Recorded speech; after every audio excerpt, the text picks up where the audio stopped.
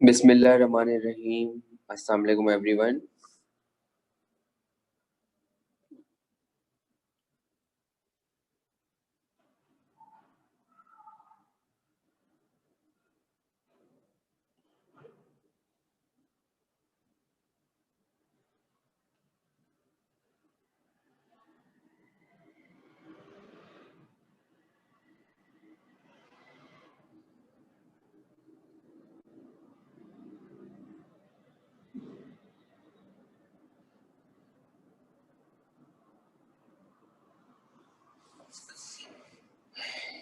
Start करना है आज हमें एक टॉपिक, और चैप्टर नंबर 11 का टॉपिक है वो एक, जिसमें हमें साबित करना है proof that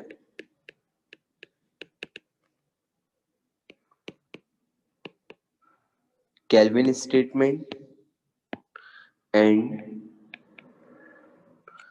Clausius statement are equivalent.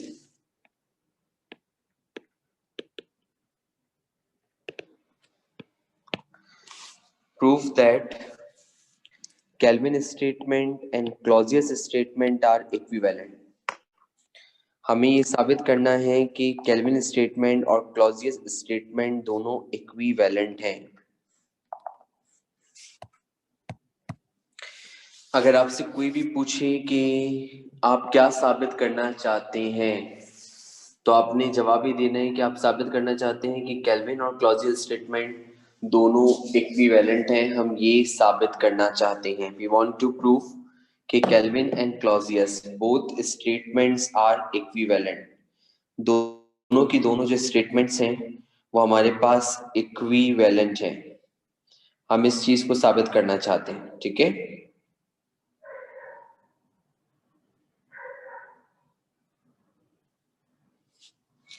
Okay, अगर आपसे कोई पूछे कि इक्विवेलेंट क्या है, सबसे पहली बात, इक्विवेलेंट का मतलब है कि दोनों को आपने मिला के पढ़ना, यानी कि अंडर अ वन सिस्टम।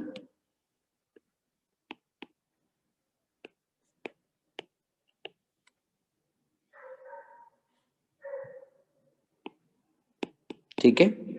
और दूसरी बात, अगर आपसे कोई पूछे कि केल्विन और क्लॉजियस स्टेटमेंट इक्विवेलेंट है, इस जुमले को जरा दूसरे अल्फाजों में बता दें, तो आपने बोलना है केल्विन और क्लॉजियस इक्विवेलेंट है। इसका दूसरे अल्फाज में मतलब ये है कि अगर आपके पास एक सही होगी तो दूसरी सही होगी, और एक गलत होगी तो दूसरी गलत होगी। As simple as this. अगर एक सही तो दूसरी सही, अगर एक गलत तो दूसरी गलत। इक्विवेलेंसी ये है। अगर एक सही हो और दूसरी गलत हो जाए, और फिर एक गलत हो दूसरी सही हो जाए, तो इसको इक्विवेलेंसी नहीं कहते। इक्विवेलेंसी मीन्स हाँ पे हाँ और ना पर ना, हाँ पर ना नहीं और ना पर हाँ नहीं, हाँ तो हाँ और ना तो ना, ये इक्विवेलेंसी कहलाती है, ठीक है, जिसको कहते हैं सात। ये चीज समझाने से पहले जरूरी इसलिए होती है, before we do any topic we need to make a concept about it, कि what we actually want to prove in that particular wording. हमारे पास यहाँ पे लिखा हुआ है कि हमें प्रूव करना है Kelvin and Clausius statement are equivalent. और अगर आपसे कोई पूछे कि केल्विन और क्लॉजियस स्टेटमेंट इक्विवेलेंट है, तो इसका मतलब अगर एक सही तो दूसरी सही, अगर एक गलत तो दूसरी गलत, ठीक है। सबसे पहले तो मैं आपको इसका प्रूफ लिखवा रहा हूँ, उसके बाद मैं इसको एक्सप्लेन करूंगा। तो इसका प्रूफ आप मेरे साथ लिख सकते हैं। We suppose that Kelvin statement is wrong. We suppose that Kelvin statement is wrong. That is,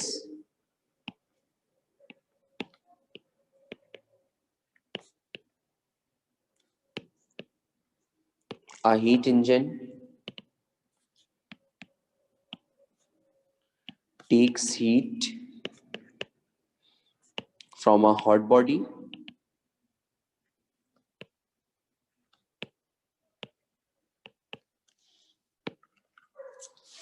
A heat engine takes heat from a hot body and converts it completely into work.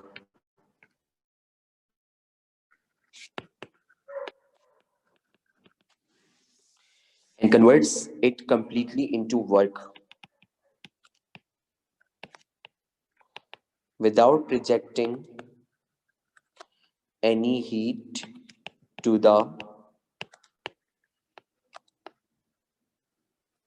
cold body. Without rejecting any heat to the cold body. This work done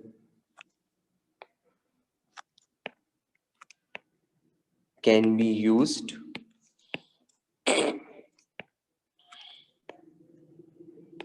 to operate refrigerator. This work done can be used to operate refrigerator. This work done can be used to operate refrigerator,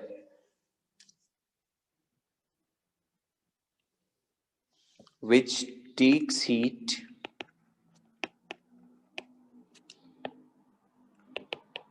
from cold body and transfer it to hot body, which takes heat from cold body and transfer it to cold body.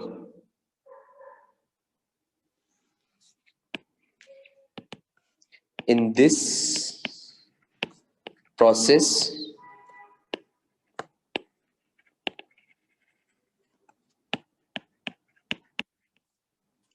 no external work is required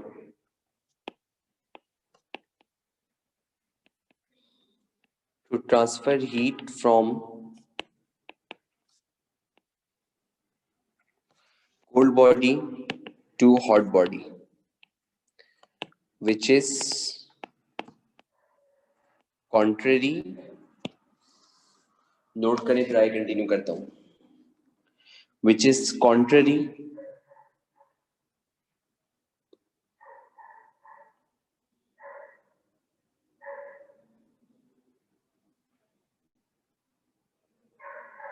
which is contrary to Clausius statement. Hence, Clausius statement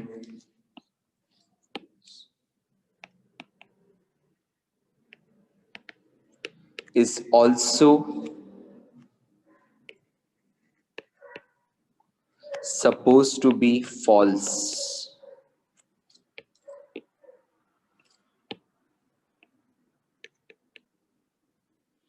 Is also supposed to be false. Hence,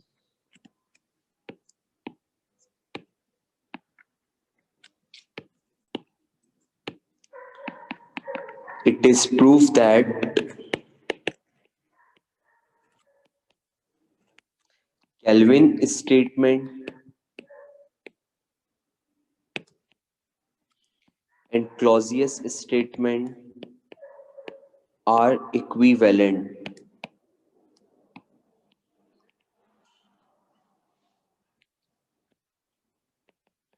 Hence, it is proof that Kelvin statement and Clausius statement are equivalent. एक diagram बनाइए.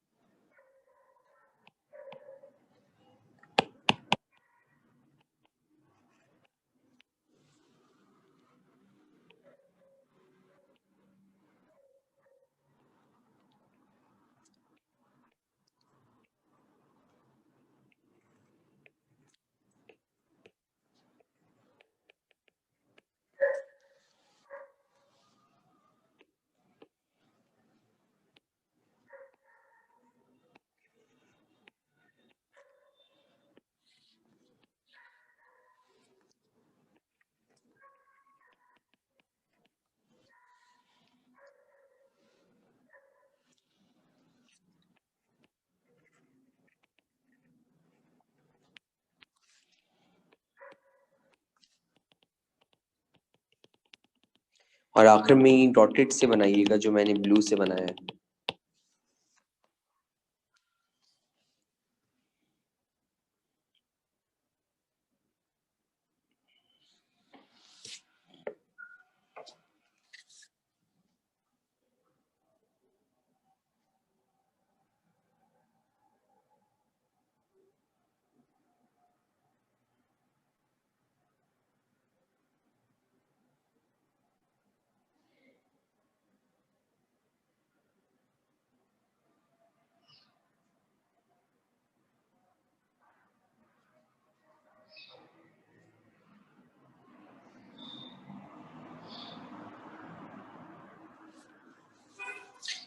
आखिर में इसको dotted से बनाइएगा जो हमने आपके सामने बनाया है।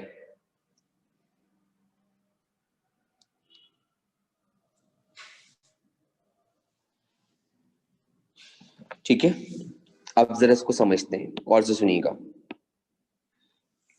अब इसको समझते हैं कि ये आपके पास है क्या और इसको हम किस तरीके से जो है वो समझते हैं और अपनी नॉलेज का पार्ट बनाते हैं।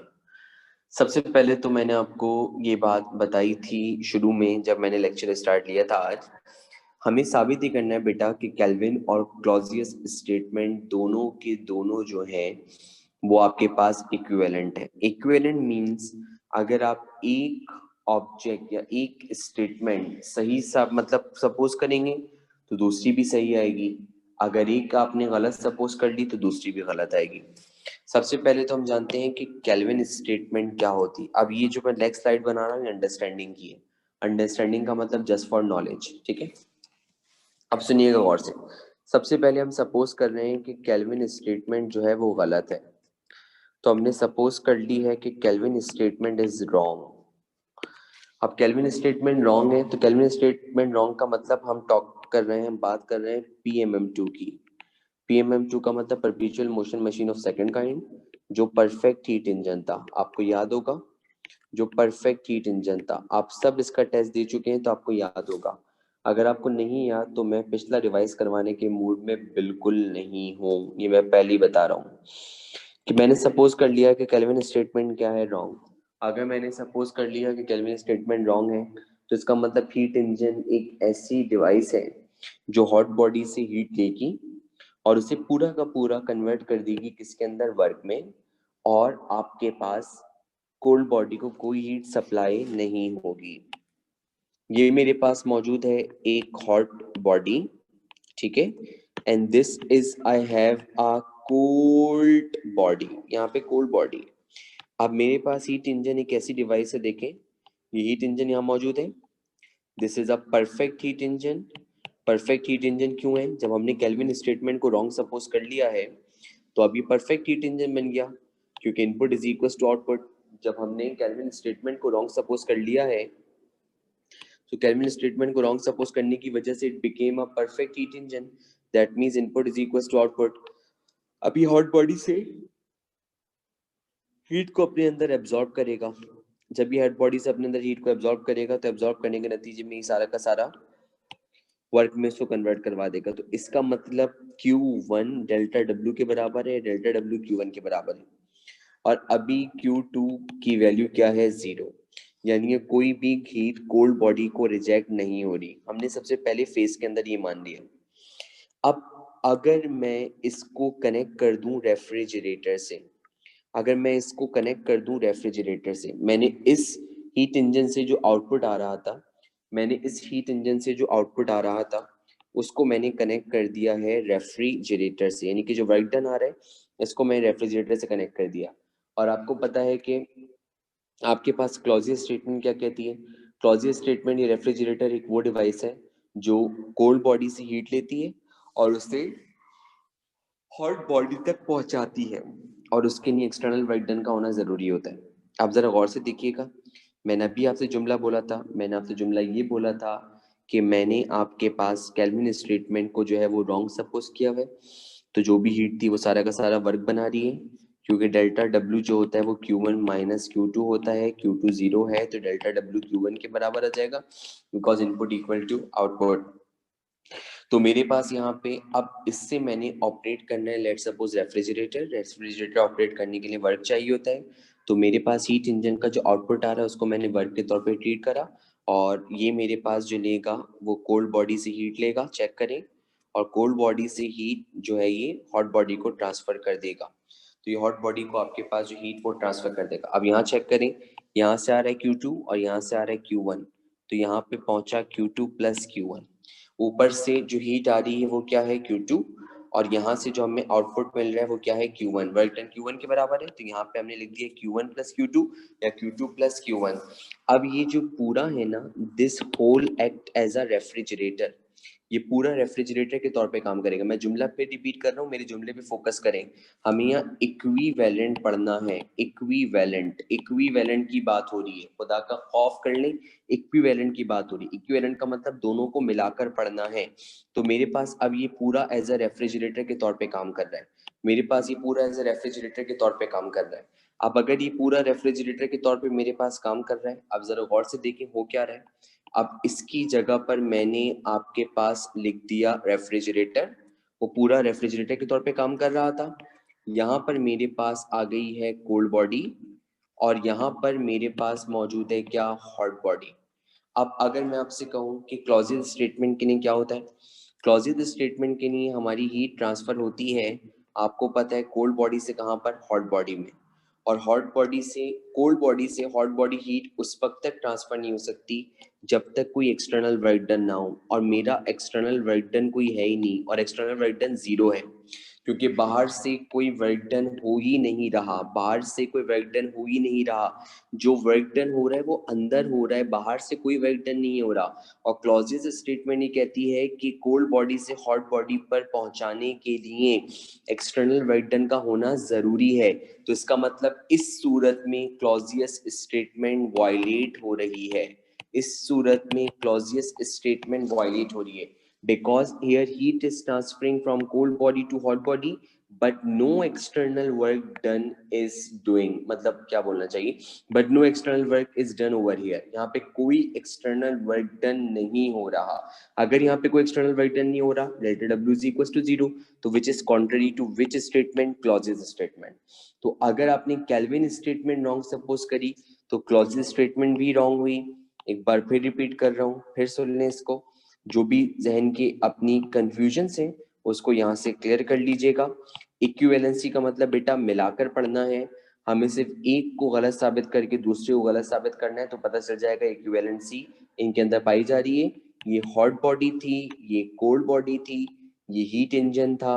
आपने हीट इंजन सपोज किया हुआ है कि आपके पास जो केल्विन स्टेटमेंट वायलेट हो रही है, ये केल्विन स्टेटमेंट गलत है, तो ये पहले ही आप केल्विन स्टेटमेंट को गलत साबित कर सकते हैं, कर दिया आपने। और केल्विन स्टेटमेंट को गलत साबित कर दिया आपने कहा भाई जो पूरी की पूरी हीट मिल रही है ना वर्क बना रही है, ये आपने कह दिया पूरी की पूरी हीट वर्क बना रही है, तो पूरी की पूरी हीट वर्क दे रही है, तो इसका मतलब वर्क जो हॉट बॉडी की हीट है उसके बराबर है।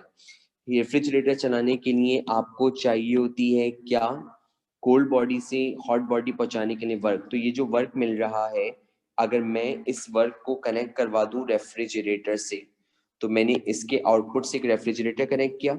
अब आपको पता है कि इस वर्क की वजह से ये जो हीट है वो आपके पास पहुंचाएगा कोल्ड बॉडी से कहाँ पर, हॉट बॉडी पर। तो यहाँ कोल्ड बॉडी से हॉट बॉडी के ऊपर हीट जा रही है। अब ये पूरा एक सिस्टम बन चुका है, और अभी राइट नाउ मेरा फोकस रेफ्रिजरेटर पर है, तो this is a equivalent refrigerator. ये पूरा एक रेफ्रिजरेटर बन चुका है, इक्विवेलेंट का वर्ड मैंने एक्स्ट्रा लिख दिया। ये पूरा का पूरा अभी रेफ्रिजरेटर बन चुका है। अब अंदर क्या हो रहा है उसको भूल जाएं, ये पूरा रेफ्रिजरेटर है। अब रेफ्रिजरेटर के अंदर क्या होता है, रेफ्रिजरेटर के अंदर ये रेफ्रिजरेटर बन चुका है पूरा। रेफ्रिजरेटर के अंदर आपके पास जो होती है वो हीट ट्रांसफर होती है from cold body to hot body, और जब हीट ट्रांसफर होती है from cold body to hot body, तो वो हीट आपके पास उस वक्त ट्रांसफर होती है when there is some external work done. बाहर से तो मैं कोई वर्क डन कर ही नहीं रहा, तो बाहर का वर्क डन क्या हो गया, जीरो। जब बाहर का वर्क डन जीरो है, बाहर से कोई वर्क डन ही नहीं हो रहा, तो कभी भी कोल्ड बॉडी से हॉट बॉडी में हीट ट्रांसफर नहीं हो सकती। तो इसीलिए जब हमने केल्विन स्टेटमेंट को रॉन्ग सपोज किया तो क्लॉजियस स्टेटमेंट भी रॉन्ग आई। किसी ने बेवकूफ ने बोला आप इन दोनों को मिला के क्यों देख रहे हैं, तो जब हमें दोनों की इक्विवेलेंसी देखनी होगी तो दोनों को मिला के ही तो देखा जाएगा, अलग अलग कौन बेवकूफ देखेगा, अलग अलग देखेंगे तो कभी साबित नहीं कर पाएंगे। You have to consider both the statements under the same reservoirs, hot and cold, और उसी के अंदर आपने एक सिस्टम बना के उनको कंसिडर करना है। तो इसीलिए जब मैंने यहाँ पे आपके पास कंसिडर किया क्या केल्विन स्टेटमेंट, तो मैंने हाथ के हाथ क्लॉजियस स्टेटमेंट भी कंसिडर किया, और मैंने देखा कि अगर केल्विन स्टेटमेंट को मैंने शुरू में गलत लिया था, यहाँ पे मैंने गलत लिया था, तो क्लॉजियस स्टेटमेंट भी क्या साबित हो रही है, गलत। तो ये बात साबित हुई कि केल्विन और क्लॉजियस स्टेटमेंट आपके पास क्या है, इक्विवेलेंट। अब आप इसको पढ़ सकते हैं, क्या लिखा हुआ है, मैंने लिखा हुआ है, we suppose that Kelvin statement is wrong, that is a heat engine take heat from a hot body and converts it completely into work without rejecting any heat to the cold body। ये मैंने suppose कर लिया। अब देखिए मैंने क्या बोला, इसको मैंने कनेक्ट कर दिया है रेफ्रिजरेटर से। This work then can be used to operate refrigerator which takes heat from cold body, जो cold body से heat लेगा and transfer it to hot body। In this process अब ये वो काम हो रहा है जो अंदरूनी हो रहा है, अंदरूनी का मतलब उनके अंदर, और क्लॉजेस स्टेटमेंट के अंदर अंदरूनी का कोई तस्करा था ही नहीं। क्लॉजेस स्टेटमेंट में तो ये चीज है कि हमारे पास नेचर के अगेंस्ट जब भी काम होगा तो वो एक्सटर्नल होगा। तो in this process no external work is required to transfer heat from cold body to hot body, which is contrary to Clausius statement, hence Clausius statement is also to be false, supposed to be false। तो याद रखिएगा यहाँ पे Clausius statement भी आपके पास क्या हुई है, गलत। तो ये बात साबित हुई कि केल्विन स्टेटमेंट और Clausius स्टेटमेंट दोनों आपके पास क्या है, इक्विवेलेंट। एग्जाम में इसका सवाल इस तरीके से आता है, state kelvin statement and Clausius statement and prove there equivalency. तो जब केल्विन स्टेटमेंट आएगा तो आपको केल्विन स्टेटमेंट लिखनी होगी, क्लॉजियस स्टेटमेंट आएगा तो आपको क्लॉजियस स्टेटमेंट लिखनी होगी, और इक्विवेलेंसी आएगी तो आपने ये वाली बात करनी होगी जो हमने अभी आपको यहाँ पर बताई है। ठीक है, तो ये आपके पास बात हुई जिसमें हमने देखा कि केल्विन और क्लॉजियस स्टेटमेंट जो है वो आपके पास क्या है, इक्विवेलेंट। अब यहाँ पे आपके पास जो मैक्सिमम इसके टॉपिक्स थे वो मैंने आपके पास जो है वो कंप्लीट करा दिए हैं। मैक्सिमम टॉपिक से मुराद ये है कि मैंने इसमें एक टॉपिक छोड़ा हुआ है जिसका नाम है काइनेटिक गैस इक्वेशन, और वो काइनेटिक गैस इक्वेशन का टॉपिक मैंने इसलिए छोड़ा था because that is not a part of a reduce syllabus. बाकी बात मैं अजान की बात करता हूँ, अजान सुनिए।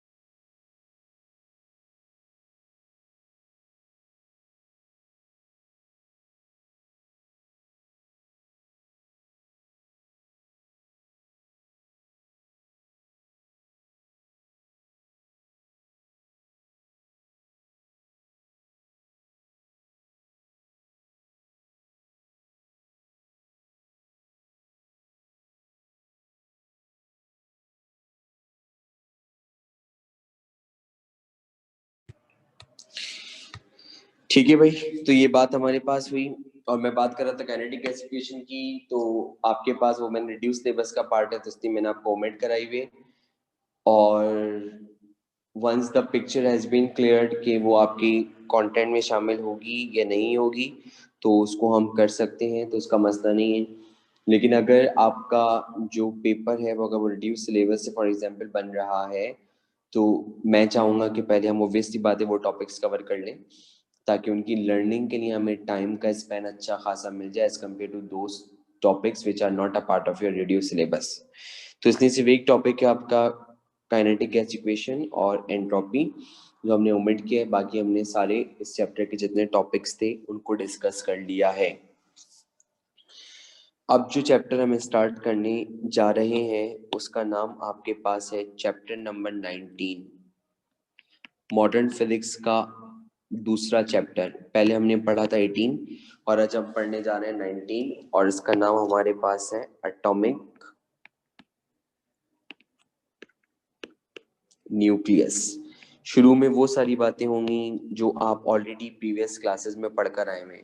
शुरू में वो सारी बातें होंगी जो ऑलरेडी आप प्रीवियस क्लासेस में पढ़कर आए हुए हैं, लेकिन ऑब्वियसली बातें इनमें से कुछ बातें आपकी डिफरेंट भी होंगी और वो डिफरेंट बातें जैसे जैसे आती रहेंगी तो that will be let you know after the as soon as the chapter आपके पास जो है वो रन होगा। सबसे पहले हमारे पास जो चीज आती है इसके अंदर वो हमारे पास आती है एटॉमिक न्यूक्लियस में न्यूक्लियस की बात। तो आपको पता होना चाहिए कि nucleus is the most massive part of an atom. किसी भी एटम का जो मोस्ट मैसिव पार्ट होता है वो आपके पास न्यूक्लियस कहलाता है। किसी भी एटम का जो आपके पास मोस्ट मैसिव पार्ट होता है वो आपके पास न्यूक्लियस कहलाता है।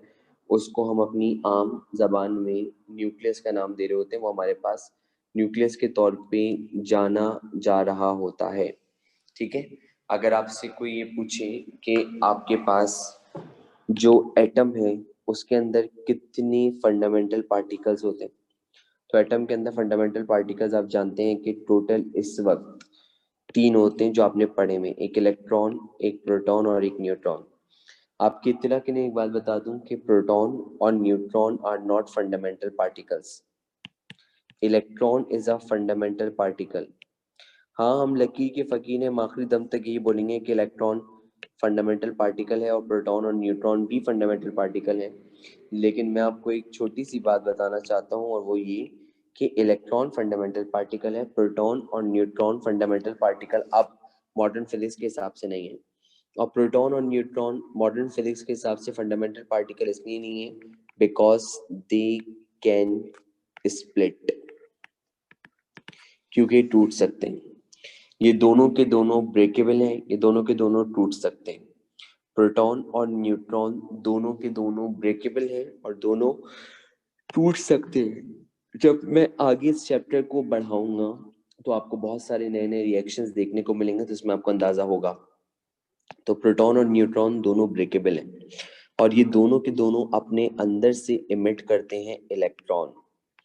ये दोनों के दोनों अपने अंदर से इमिट करते हैं कौन? इलेक्ट्रॉन। अच्छा, हैरत की बात है, और हैरत की बात यह है कि हम लोग जो है ना वो कभी एक चीज को सोचते नहीं है, मतलब कभी भी हम लोग एक चीज को सोचते नहीं है। क्या आपको रेडियो एक्टिव रेडिएशंस पढ़ाई जाती थी और आपको पता है कि रेडियो एक्टिव रेडिएशंस जो है वो न्यूक्लियस के अंदर से निकलती है। न्यूक्लियस के अंदर से, ये न्यूक्लियस है, ये जो मैंने आपके सामने बनाया न्यूक्लियस है। न्यूक्लियस के अंदर से अल्फा भी निकलता है, न्यूक्लियस के अंदर बीटा भी निकलता है और न्यूक्लियस के अंदर से गैमा भी निकलता है। आपको पता है तीनों न्यूक्लियस के अंदर से निकलती है, अल्फा भी, बीटा भी और गैमा भी। और हम ये कहते हैं कि बीटा रेज जो होती हैं वो इलेक्ट्रॉन्स पे बेस करती हैं।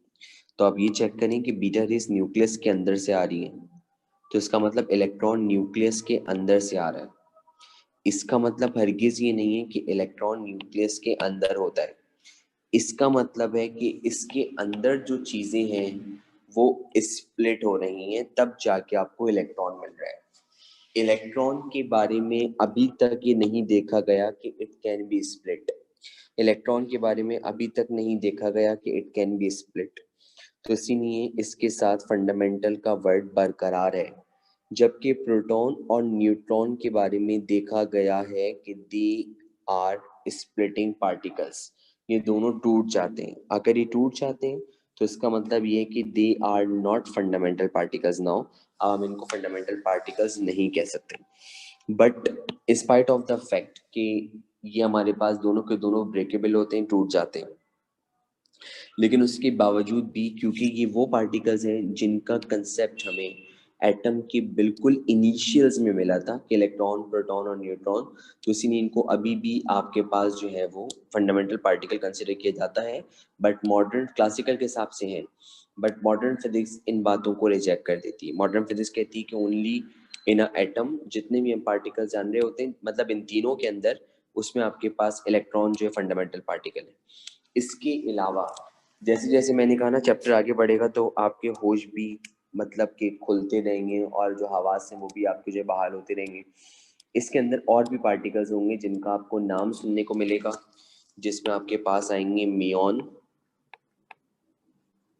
जिसमें आएंगे लेप्टॉन्स, जिसमें आएंगे हेड्रॉन्स, जिसमें आएंगे पायॉन्स, जिसमें आपके आएंगे क्वार्क्स, ये सारे पॉइंट्स, जिसमें आपके पास आएगा जनाब न्यूट्रिनो,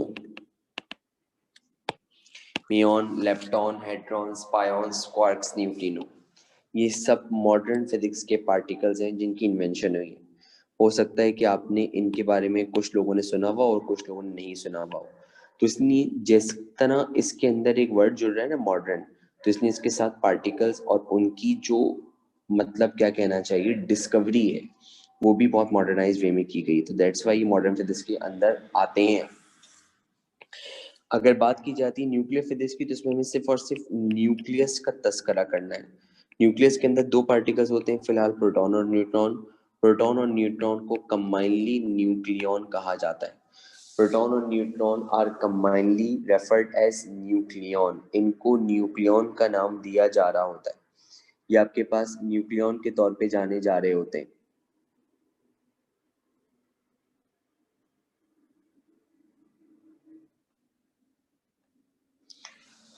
ठीक है,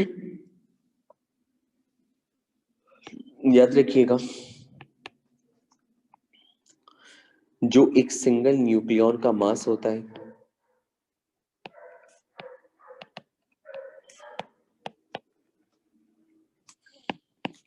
1836 times heavier than the mass of single electron।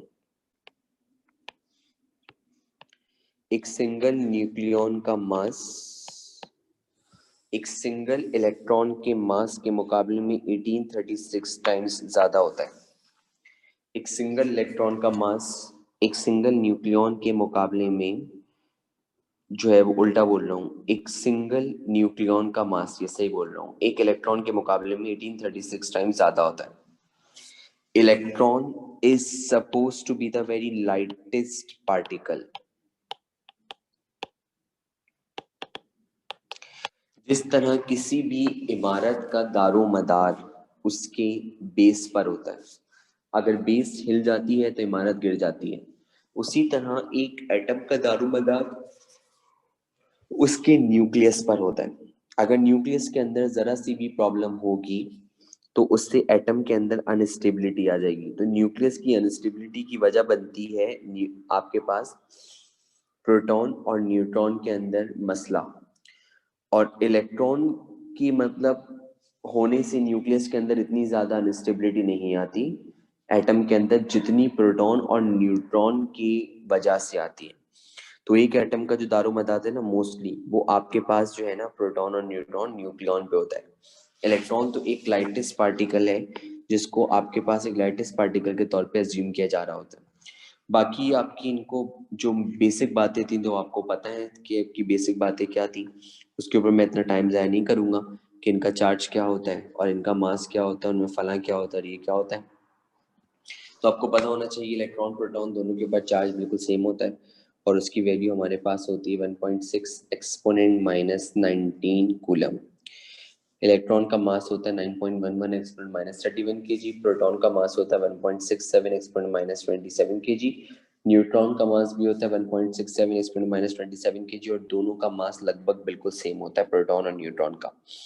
लेकिन इनमें बिल्कुल वैसी बात है कि अगर एक लिखा हो 1 और एक लिखा हो 1.1 तो आप जानते हैं 1 और 1.1 में ज्यादा फर्क नहीं है।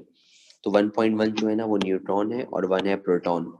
तो न्यूट्रॉन का मास प्रोटॉन के मास के मुकाबले में स्लाइटली ग्रेटर होता है। इसका मतलब हरगिज ये नहीं कि इनका मास ऑफ 1 और 1.1 है, ये सिर्फ मैंने एग्जाम्पल के तौर पे लिखवाया। Mass of proton is slightly greater than mass of neutron is slightly greater than the mass of proton. Slightly. इसीलिए पूरे न्यूक्लियस में सबसे हैवीएस्ट पार्टिकल न्यूट्रॉन होता है। Neutron is the heaviest particle, proton is the heavier particle, जबकि electron is a lightest particle. Electron आपके पास एक लाइटेस्ट पार्टिकल है। अब मैं अगली क्लास में आप लोगों को एक काम दे रहा हूँ, आपने ये पढ़कर आना है कि why a nucleus becomes unstable. और मैं 4 बच्चों से पूछूंगा, मैं उनका नाम बता रहा हूँ मैं किससे पूछूंगा, क्योंकि मुझे पता है वही लोग आंसर करते हैं। बाकी लोग भी अगर आंसर करना चाहें तो वो कर सकते हैं। अंडर एस्टिमेट में किसी को नहीं करता, ये मेरी शुरू से आदत है। एक मैं पूछूंगा अनीस से, दुआ फातिमा से मैं पूछूंगा, जिनका नाम फिलहाल नजर आ रहा है उन्हीं को बोल रहा हूँ। मरियम फातिमा से पूछूंगा, सानिया से पूछूंगा, वलीद अली से पूछूंगा। तो आपने ये पढ़कर आना है कि why a nucleus becomes unstable. Thank you.